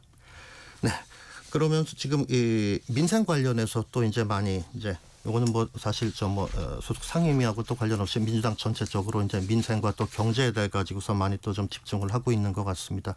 그래서 민생 살리기 위한 어떤 정부와의 어떤 협력 이 대목에 대해서는 좀 어떻게 좀 말씀 좀 해주실 수 있을까요? 정부와 협력은 민주당 말씀입니까? 네네. 그렇죠. 당정. 네. 예. 당정 관계에 있어서는 사실은 작년에 얼마나 투쟁적인 관계에서 힘든 세월을 보냈는데 그 과정에서도 민주당이 어떤 양곡관리법이라고 한다든가 그다음에 민생회복지원금법 또 지역사랑 상품권법 이걸 통과시키려고 무던히도 애를 썼지 않습니까? 그래서 그 내용 자체를 대통령께서 민주당 대표일 때 추진을 했던 내용입니다. 그래서 민생이 우선이 돼야 하는 것이고 또 그 주제는 뭐가 돼야 할지를 함께 계속 같이 연구를 해왔던 입장인 그런 상황이라서 당정 협조는 당연히 정서적으로 교감이 이루어질 수밖에 없고 목표도 같다. 실행 방안들도 거의 비슷할 것이다.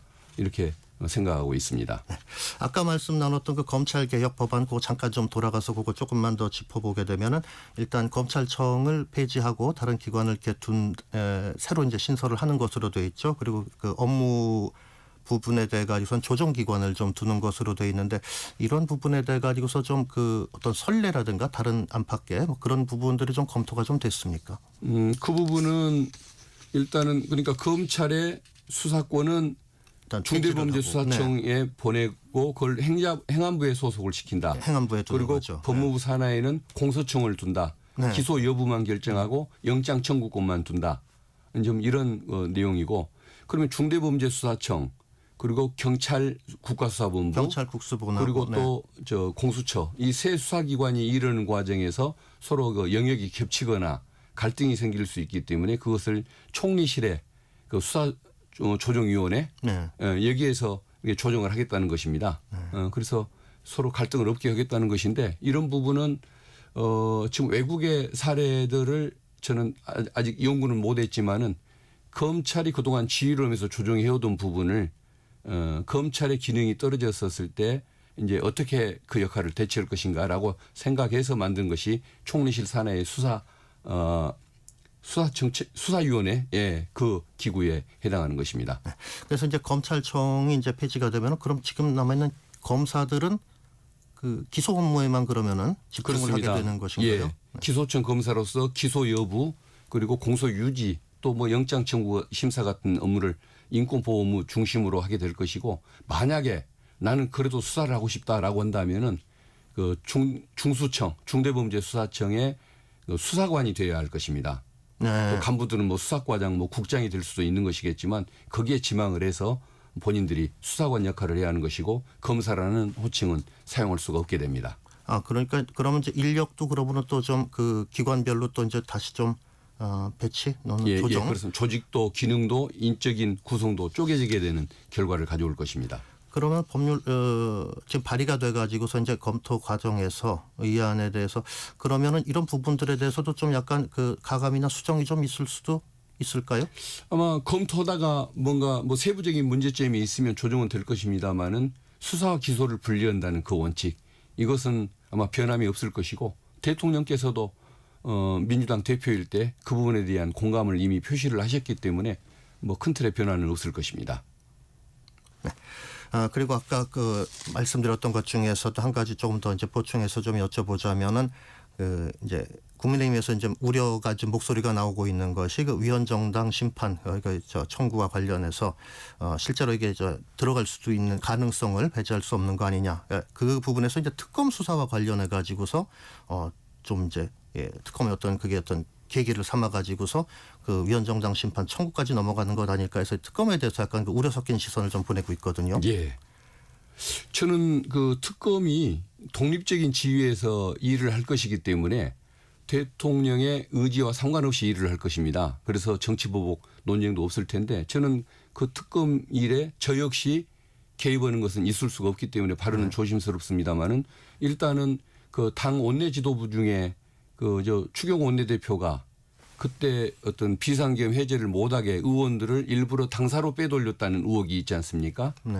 그게 진실이든 진실이 아니든 분명히 그 짚고 넘어가야 할 부분 아니겠습니까? 그래서 그건 특검이 당연히 수사를 해서 밝혀야 하는 것이고 또 그 외에도 그 뭐 소수일 수 있겠지만은 어떤 원내 지도부에서 그런 내란 범죄 과정에서 동조를 하거나 협조한 부분이 있다고 한다면 그런 부분에 대해서는 의혹을 밝히는 것이 당연한 것이고 네. 그리고 제가 아까 말씀드린 것처럼 그 어떤 그 소수의 문제이거나 또 당의 어떤 그 조직적인 개인 문제가 아니라고 한다면 그게 어떻게 또 그 정당 해산하고 연관이 되겠습니까? 그래서 저는 어떤 정당 해산 문제에 대해서 국힘 의원님들이 그렇게 민감하게 그 반응할 일은 아닌 것 같고 그 특정인들 혐의가 또 의혹이 제기됐던 특정인들의 혐의 유무 이것만 가리는 수사가 될 것으로 저는 그렇게 예상을 하고 있습니다. 네. 전격 시사, 전격 인터뷰 박균택 더불어민주당 의원과 말씀 나눴는데 여기서 좀 마무리를 해야 될 것 같습니다. 박 의원님 감사합니다. 예, 감사합니다. 네.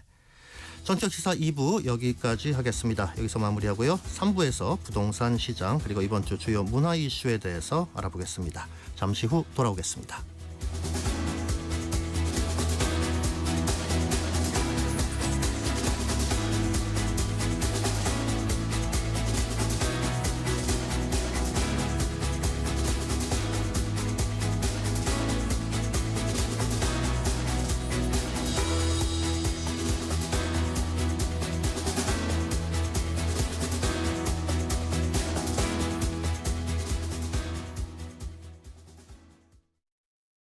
잠시 후 8시 반부터 일부 지역국에서는 해당 지역 방송을 보내드립니다.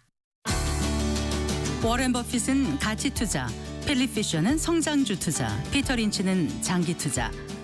방법은 달라도 목표는 하나. 성기영의 경제쇼가 성공의 길로 안내합니다. 깊이 있게, 명쾌하게, 지금 이 시대 경제에 관한 모든 것을 알려드립니다. 평일 오후 4시 5분 성기영의 경제쇼와 함께하십시오.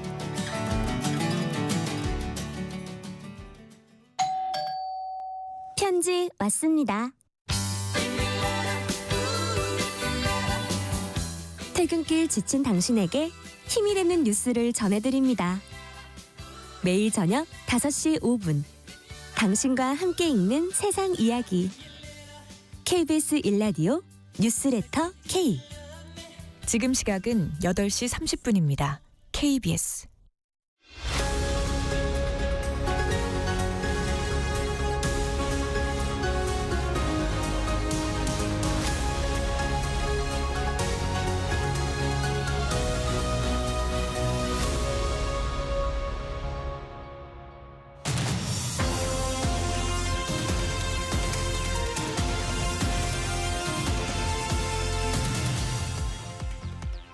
새 정부가 출범하면서 이제 정치적 불확실성이 해소가 됐습니다.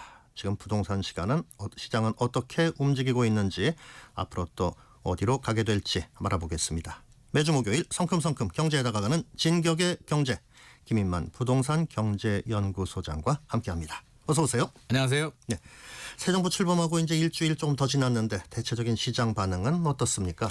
부동산 시장 반응은 일단 갈 길 가고 있는 것 같습니다. 서울과 네. 이제 지방의 양극화는 그대로 유지가 되고 있고요.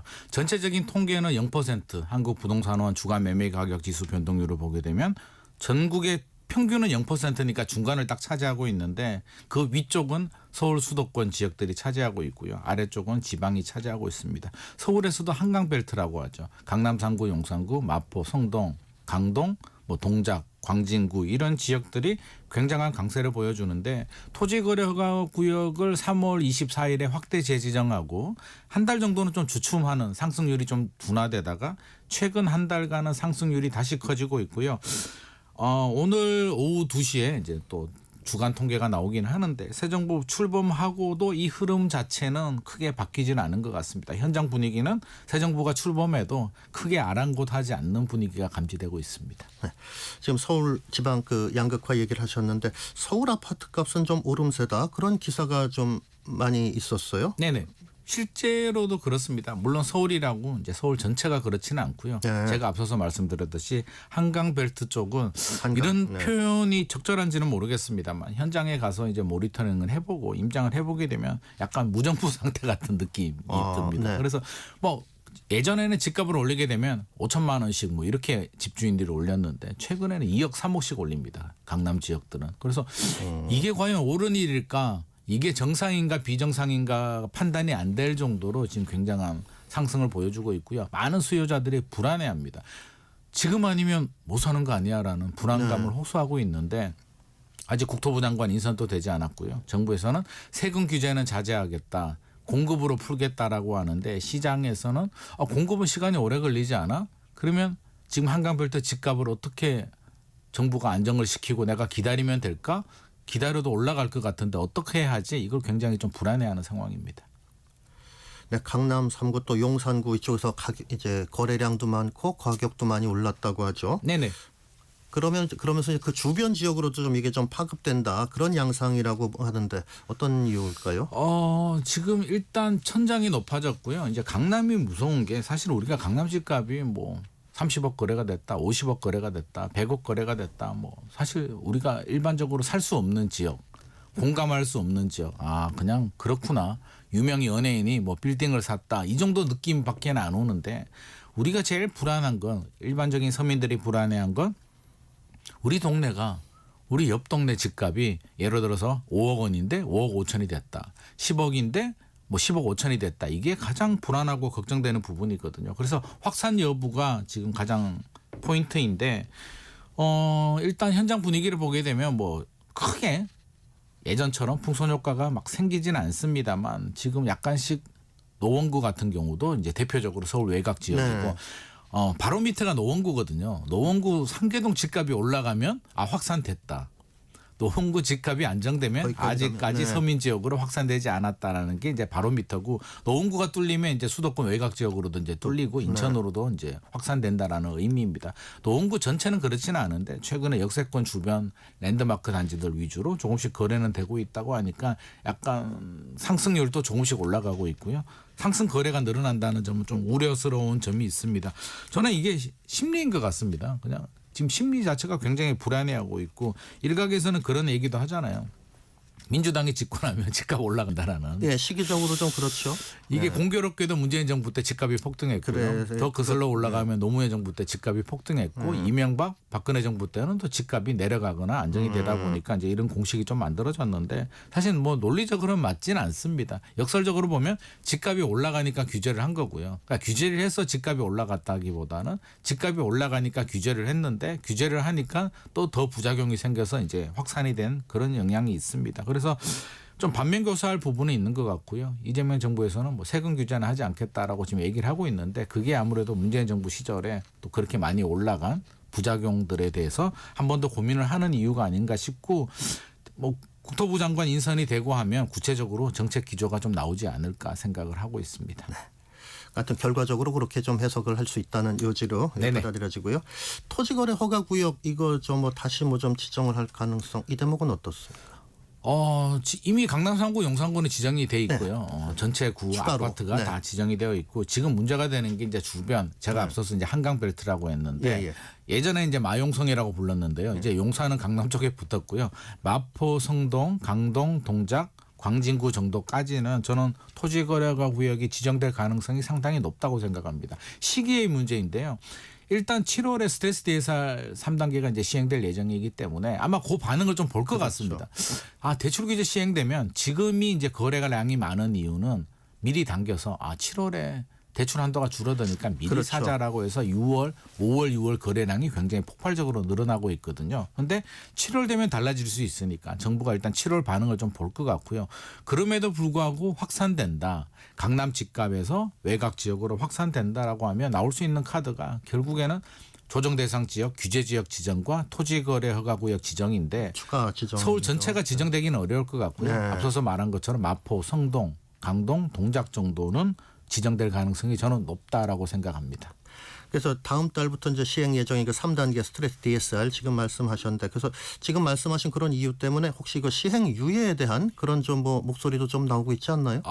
목소리는 나오는데 저는 그럴 가능성은 99% 없다라고 실행되지는 생각합니다. 않을 것이다. 무조건 시행이 된다라고 생각합니다. 왜냐하면 작년 생각하시면 작년 7월이 원래 2단계 시행 예정이었거든요. 네. 근데 2달 연기했습니다. 뭐 자영업자들도 힘들고 경제도 힘들기 때문에 2달 연기하니까 어떤 반응이 일어났냐면 정부가 집값 잡을 의지가 없다. 5월부터 작년 5월입니다. 2024년 5월부터 거래량은 늘어나는데 6월에 정부가 스트레스 DSR 2단계를 2달 연기한다고 하니까 시장에서는 왜곡 반응을 하는 거죠. 그 당시는 이제 윤석열 정부입니다. 윤석열 정부는 집값 잡을 의지가 없구나. 우리가 빨리 더 늦기 전에 집을 사야겠다라는 심리가 발동이 되면서 7월 거래량이 9천 건이 넘게 굉장히 높은 거래량을 기록을 했거든요. 그래서 원래 그런 의도는 아니었습니다. 그리고 그렇게까지 할 정도도 아니었는데 시장은 굉장한 과민 반응을 보여줬기 때문에 화들짝 놀랐죠. 아마 국토부가 나름대로는 또 그 트라우마가 있을 것 같습니다. 그래서 절대 3단계는 연기 안 하겠다고 못을 박았고요. 회의 때도 누누이 강조를 합니다. 절대 우리 연장 안 해라고 하니까 이걸 연장하게 되면 시장에서는 이재명 정부도 집값 못 잡는구나. 집값 잡을 의지가 없구나라고 판단을 할 수도 있기 때문에 신뢰 영향을. 그러니까 실제로는 그런 게 아닌데 시장에서는 엉뚱한 반응을 보여줄 수도 있어서 일단 일관성 있게 추진될 가능성이 높습니다. 지금 집값의 흐름이 좀 하반기에도 좀 계속될 것으로 보십니까? 어떻습니까? 지방은 지금 상태 하향에서 계속 안정이라는 표현은 좀 그렇습니다만 하락 상태가 유지가 될 것 같고요.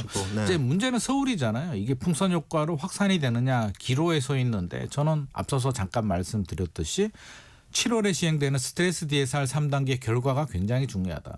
7월에 스트레스 DSR 3단계 시행이 되고 대출 한도가 줄어들어서 다행히 서울 집값이 더 이상 올라가지 않고 안정을 찾는다면 안정이 될 수 있는데 여기서 잠시 한 달 지나고 다시 상승폭이 확대가 된다면 사실 정부도 굉장히 곤혹스럽고요. 왜냐하면 한번 흐름이 정해지게 되면 계속 움직이거든요. 그러면 올해 말 내년까지도 이게 연결이 되기 때문에 규제 카드가 나와야 되는데 사실상 정부에서 할 수 있는 규제 카드가 우리가 앞서서 얘기했듯이 조정 대상 지역 지정하고 토지거래가 구역 지정하고 대출 한도를 좀 높이는 건데 강남 3구 보듯이 규제 지역 지정하고 토지거래가 하더라도 한 달 주춤하다가 다시 또 이게 왜 입주하면 되니까요. 그래서 이걸 못 사는 거래가 아니라 불편해도 입주하면 해결이 되는 문제니까 근본적으로 본다면 지금 많은 분들이 불안해하고 있습니다. 저성장, 장기 침체, 또 뭐 지방은 미분양 문제들도 많고요. 그러면 요즘 또 꼬마 빌딩이나 상가도 힘들잖아요. 수익형 부동산도 안 됩니다. 그러면 결국에는 돈이 안전자산이라고 판단이 되는 서울 핵심 지역 한강벨트 아파트로 지금 쏠리는 현상이기 때문에 단순히 규제하고 실거주 아니면 집을 못 사는 토지거래 허가 구역을 지정한다고 해서 이게 간단하게 해결된 문제는 좀 아닌 것 같습니다. 네. 지금 이재명 대통령하고 이제 그 선거 대선 기간에 발표했던 공약들 보면은 공공주택 공급 확대 그리고 네. 정비 사업 규제 완화 이런 내용들이 있었는데 이 방향성에 대해서 좀 평을 해주신다면 어떻습니까? 저는 방향성은 옳다, 네. 맞다고 생각합니다. 원래 공급 위주로 푸는 게 맞는 거고요. 어느 세계 국가들 선진국들을 봐도 수요를 억제하고 이렇게 집값을 잡는 정부는 잘 없습니다. 그래서 공급을 늘리는 방향성은 옳은데 이 방향성은 문재인 정부 때도 이제 마지막에 이제 공급을 늘리겠다고 했고요. 일관성이 이렇게 유지가 되고 있는데 관건은 시장이 기다려 주느냐. 네. 공급이 빨리빨리 진행되진 않잖아요. 문재인 정부 때 추진했던 3기 신도시도 이번에 올해 첫 단지 가장 빨리 진행되는 단지가 이제 청약을 시작을 했고요. 입주는 2028년부터 시작이 됩니다. 그러면 전체가 완성이 되려면 한 2033년 정도, 2035년까지도 이어질 수 있는데 뭐 4기 신도시든 공공 재개발을 하든 지금 드라이브를 걸게 되면 빨라야 10년이기 때문에 10년 후에 나오는 집을 우리 시장에서 기다려주기는 좀 어려울 것 같습니다. 그래서 이게 참 어려운 숙제입니다. 방향성은 맞는데 당장 효과가 있냐라고 하면 당장 집값은 올라가고 난 내 집 마련 못해서 불안해 죽겠는데 10년을 기다려라. 이것도 사실은 좀 공허한 메아리가 들릴 수는 있어서 꾸준히 공급은 하되 또 시장의 목소리도 듣고 불안함을 좀 잠재울 수 있는 그런 일관성 있는 정책도 좀 필요할 것 같습니다. 아파트 공급을 갑자기 또 단기간에 늘릴 수는 없는 문제니까요. 굉장히 어렵죠. 그런데 지금 최근 몇 년간이 공급 자체가 많이 좀 적지 않았었습니까? 네네. 지금 상황을 좀 어떻게 볼 수 있을까요? 이게 가장 관건입니다. 뭐 똘똘한 한 채 뭐 최근에 강남 쪽에 보게 되면 25평 아파트도 뭐 6개월 만에 5억 올랐다, 10억 올랐다는 얘기가 나오는데 그 얘기는 그 돈을 지불하고 사는 사람이 있다는 얘기인데요. 근거 중에 하나가 이제 공급 물량 부족입니다. 서울은 2026년 내년부터 이제 입주 물량이 많이 줄어들게 되는데 이게 단기간에 해결이 되지 않습니다. 서울은 재건축 재개발 아니면 이제 신규 입주 물량이 나오기는 힘들죠. 신도시 개발할 땅이 없으니까요. 네. 재건축 재개발은 10년 15년 정도 걸리는데 최근 또 내년 입주 물량이 나오려면 10년 전부터 많은 드라이브를 좀 걸어줬어야 되는데 안타깝게도 박원순 전 서울시장 시절에는 젠트리피케이션 문제 때문에 상당히 소극적인 대응을 했는데 그 부작용이 지금 좀 나오고 있는 것 같고요. 어쩔 수가 없습니다. 인정하고 지금부터 열심히 하게 되면 10년 후에 공급 물량이 나오기 때문에 지금부터 열심히 해야 되고요. 중간 사다리 역할을 하는 비아파트 공급도 좀 늘릴 필요도 있을 것 같습니다. 이 질문으로 김 소장님과의 말씀 좀 마무리해야 될 것 같은데요. 지금 현 정부가 그리는 부동산 정책 좀 성공하기 위해서는 어떤 점에 좀 유의를 해야 한다라고 할 수 있을까요? 일단 문재인 정부의 그 정책 실패를 좀 반면교사할 필요는 좀 있을 것 같습니다. 세금 규제를 안 하겠다라고 하는데 정확히 말씀드리면 세금 규제가 문제가 아니고요. 세금 규제도 필요하면 해야 됩니다. 해야 되는데 밸런스가 안 맞은 것 같습니다. 종합부동산세를 올리게 되면 부담을 느끼죠. 집을 팔아야 되는데 양도세도 중과세를 하니까 출구가 없어지면서 못 팔게 되고 나 안 팔아. 매물 잠김 현상이 생기고 집값이 올라갔기 때문에 세금 규제는 해도 좋습니다. 이걸 두려워하지 말고요. 집값이 올라가면 세금 규제를 종부세를 올리되 양도세는 내려서 출구를 만들어주는 이런 밸런스를 맞추는 정책이 필요할 것 같습니다. 네, 김인만 부동산 연구소장님으로부터 또 부동산 관련한 말씀 들었습니다. 이어서 3부 계속하고요. 문학의 소식 이어서 알아보도록 하겠습니다.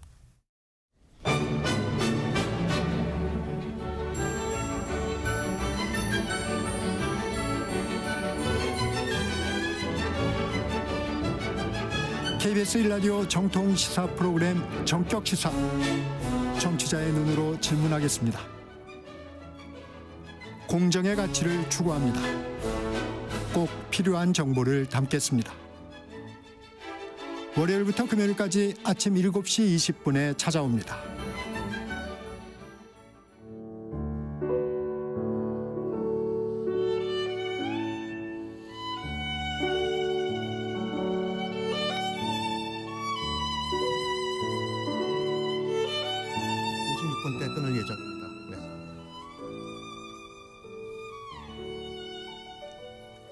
네, 매주 목요일 문화 이슈를 다루는 시간입니다. 김원식 문화평론가 자리하셨습니다. 안녕하세요. 자, 안녕하세요. 자, 방탄소년단 지민과 정국이 이제 군복무를 마치고 전역을 했습니다. 또 이제 21일이면은 휴가가 또 이제 소집 해제를 끝으로 이제 전 멤버가 병역 의무를 또 마치게 돼요. 네, 그렇습니다. 어제 군복무를 마치고 지민과 정국이 경기 연천군 포병여단에서 이제 전역을 했습니다. 전 세계에서 찾아온 팬들이 뜨거운 환호를 보냈는데요. 지민과 정국은 2023년 12월 육군 현역으로 동반 입대를 했습니다. 정국은 조리병 그러니까 취사병으로 복무를 했고요. 지민은 포수로 복무를 했습니다. 약 1년 6개월간의 군 생활이었는데 지민은 군대가 결코 쉬운 곳은 아니었다. 그래서 지나가다가 군인들을 보면 따뜻한 말이라도 건네주시면 감사하겠다라는 말도 밝혔고요. 또 그 전날 10일에는 RM 김남중과 B 김태영도 각각 육군 군악대 그리고 군사결창단 특수임무대에서 복무를 마치고 전역을 했습니다. 특히 RM이 색소폰으로 애니메이션 명탐정 코난의 OST를 연주해서 분위기를 훈훈하게 만들었는데요. 지난해 6월 진 그리고 10월에 제2호흡이 전역을 했고 이렇게 6월 달에 RM과 B 지민 정국 말씀하셨듯이 21일 날 사회복무요원 휴가가 소집 해제를 하기 때문에 이달 안에 완전체 복귀의 틀을 갖춘다 이렇게 보시면 되겠습니다. 그리고 뮤지컬계의 그 아카데미상으로 불리우죠. 이 토니상에 우리 작품이 이제 그 6개 부문에서 수상을 했는데 이 박천효 작가가 또 소감을 또 밝혔더라고요. 네, 그렇습니다. 이 소식 때문에 이번 주에 떠들썩했습니다. 사실 토니상이라고 하는 공연계의 최고상을 우리 창작 뮤지컬이 받으리라고는 아마 얼마 전까지만 해도 상상을 이제 못했었던 그런 이야기인데요. 뉴욕타임즈는 11일에 벨라스코 극장에서 21세기 44번가의 기적으로 부를 만한 또 하나의 기적이 탄생했다라고 적기도 했습니다. 박천효 작가는 자신의 SNS에 이렇게 큰 칭찬을 받아버렸으니 이제 기대가 훨씬 더 클 텐데 어쩌지 하는 생각이 든다라고 밝히기도 했고 하지만 뭐 어쩌겠나 그저 하던 대로 하겠다라고 밝혔습니다. 뮤지컬을 만든다는 것은 작가로서 아주 긴 시간 외롭게 종이 위에 세상을 만드는 일이다. 그 시간을 견디게 하는 것은 이 이야기와 음악을 꼭 무대 위에 구현하고 싶다는 의지라면서 그냥 하던 대로 앞으로도 계속 하겠다라는 맥락의 말을 밝혔습니다. 박천효 작가가 이렇게 이제 밝힌 대회는 사실 토니상이라고 했을 때 대개 위대한 개츠비 같은 경우에도 의상상을 받은 적이 있습니다. 그 전에도 아웃사이더를 통해 가지고 조명상도 받긴 했었는데 작품상, 극본상, 음악상이라고 하는 본상 여기에 더해서 나무 연기상 그리고 무대 디자인상까지 받았기 때문에 그래서 각별하게 의미로 다가오는데요. 어쩌면 해피엔딩은 오는 10월 30일부터 내년 1월 2일까지 한국 서울에서도 관객과 만날 예정으로 있는데 아무래도 해외에서 이제 토니상을 받았기 때문에 아마 티켓팅 경쟁이 치열하지 않을까 이렇게 생각이 듭니다. 네, 토니상에서 6개 부문에서 상을 받아서 이제 한국 뮤지컬계의 큰 경사인데 또 한편으로는 조금 이제 마음을 좀 차분하게 좀 냉정하게 바라볼 다음을 또 생각해야 한다는 그런 평가도 또 있는 것 같아요. 일단 최근에 K 뮤지컬 국제 마켓 컨퍼런스가 열렸습니다. 세계 각국에서 이 자신들의 뮤지컬도 소개하면서 한국의 뮤지컬에 관련된 구매 의사들을 타진을 했는데 여기에서 일본 전문가가 이 K-팝과 온라인 동영상 서비스 플랫폼을 통해서 K 콘텐츠가 확산되면서 한국 콘텐츠 특히 한국 뮤지컬에 대한 관심도 더욱 커졌다라면서 이번에 토니상을 받았기 때문에 더더욱더 K 뮤지컬이 세계 진출에 속도를 높일 것이다. 이렇게 이제 언급을 했는데 다만 어쩌면 해피엔딩의 중소극장용 작품 등 성공한 사례에 너무 이렇게 매몰되지 말고 객관적으로 접근해야 될 필요성이 있다 이렇게 얘기를 하고 있는데요. 그렇지만 어쩌면 해피엔딩이 사실은 이 기존의 브로드웨이의 모델과는 좀 다른 측면이 있습니다. 왜냐하면 브로드웨이 같은 경우에는 크게 두 가지 유형인데 하나는 고전의 바탕을 둔 방식을 보여주는데 예를 들면 레미제라블이라든지 뭐 이런 작품들의 바탕을 둔 원작 있는 작품 또 하나는 무비컬이라고 그래서 주로 맘마미아라든지 뭐 라이온킹과 같은 영화에 기반을 둔 작품들인데 이게 평균 제작비가 340억입니다. 그런데 이 어쩌면 해피엔딩은 수억 원밖에 안 들기 때문에 대작 위주의 그런 뮤지컬 시장에서 새로운 보여주고 또 인공지능 로봇을 접목한 로맨스물이기 때문에 이제 완전히 보편성과 차별성을 지니거든요. 그렇기 때문에 한국에서 올해 중소 뮤지컬이 상당히 많이 제작 준비 중입니다. 한 30여 편이 이제 준비 중이기 때문에 앞으로 이제 이런 중소형 뮤지컬을 통해 가지고 세계 무대를 부지런히 타진하면 또 좋은 소식이 있지 않을까 이렇게 생각을 해봅니다. 네. 지금 공연 예술 쪽에서 뮤지컬 지금 소식 좀 들었는데 클래식 쪽에서도 지금 우리 연주자들의 상당한 그 연주 수준이나 평가가 성숙 단계에 들어갔다. 그런 평이 나올 만한 것 같더군요. 그래서 2020년 국제 콩쿠르에서 우승한 피아니스트 조성진과 이윤찬은 뭐 세계 인류 콘서트를 매혹시키고 있다라는 평가 받고 있고요. 또 지휘자 정명훈은 최근에 라스칼라의 음악 감독으로 임명이 됐죠.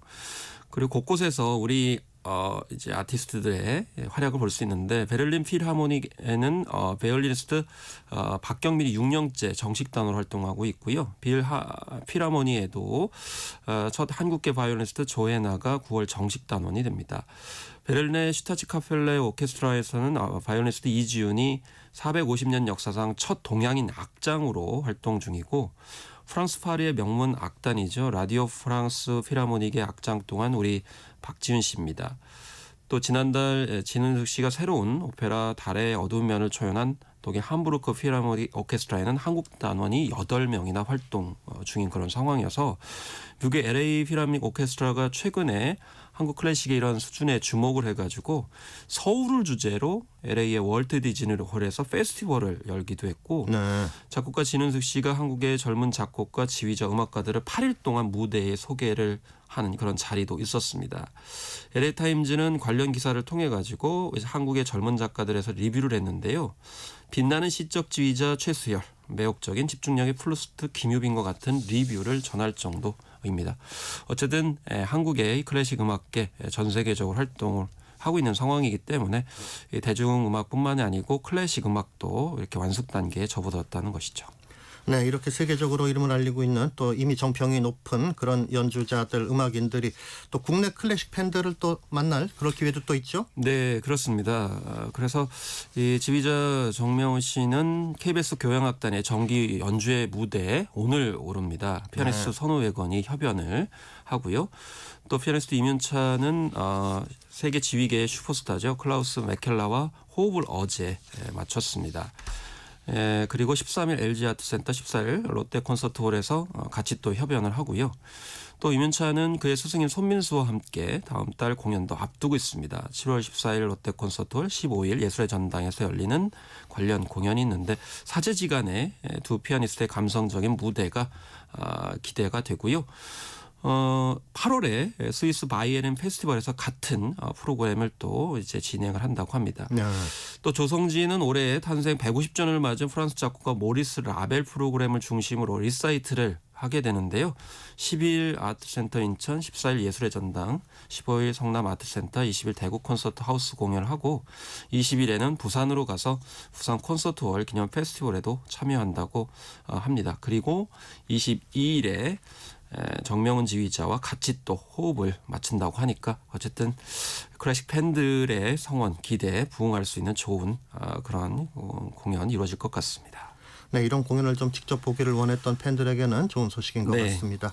자, 양악 얘기를 좀 했는데 국악에 대해서도 좀 말씀을 좀 들어보죠. 지금 이 국악도 이제 전국적으로 좀 이렇게 즐길 수 있는 행사들이 또 마련이 됩니까? 네, 그렇습니다. 6월 5일이 이제 국악의 날이었는데요.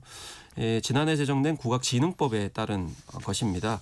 왜 6월 5일을 국악의 날로 했느냐라는 것은요. 세종대왕이 작곡을 했습니다. 이 백성과 함께 즐기고자 여민락이라고 하는 더불어 여자와 백성민 음악락입니다. 이 곡을 이제 작곡 만든 날이 바로 물론 이제 음력으로 6월 5일입니다만은 어쨌든 그 날을 기념을 해가지고 이렇게 이제 제정을 하게 됐습니다. 그래서 각종 행사들이 있었고요. 특히 7월과 8일에 세종조 회례연이 있었습니다. 이 궁중연례악과 무욕을 재연했고 특히 세종대왕역의 배우 강신희 씨가 또 무대에 오르는 측면도 보여졌습니다. 오늘까지는 풍류사랑방과 우면당에서 명인 공연과 창작 창작 국악 무대가 이어지게 됩니다. 100여 명의 국악계 명인이 무대에 오르게 되고요. 14일까지는 특별 공연 살아있는 시간 기류의 명인을 서울 중구 전통 공연 창작마루 광무대에서 이제 개최를 합니다. 지역 명인들이 함께 무대를 선보이는데 어쨌든 이번 달 30일까지 전국 곳곳에서 국악에 관련된 프로그램 운영하니까 지역의 프로그램 잘 찾아보시면 좋겠습니다.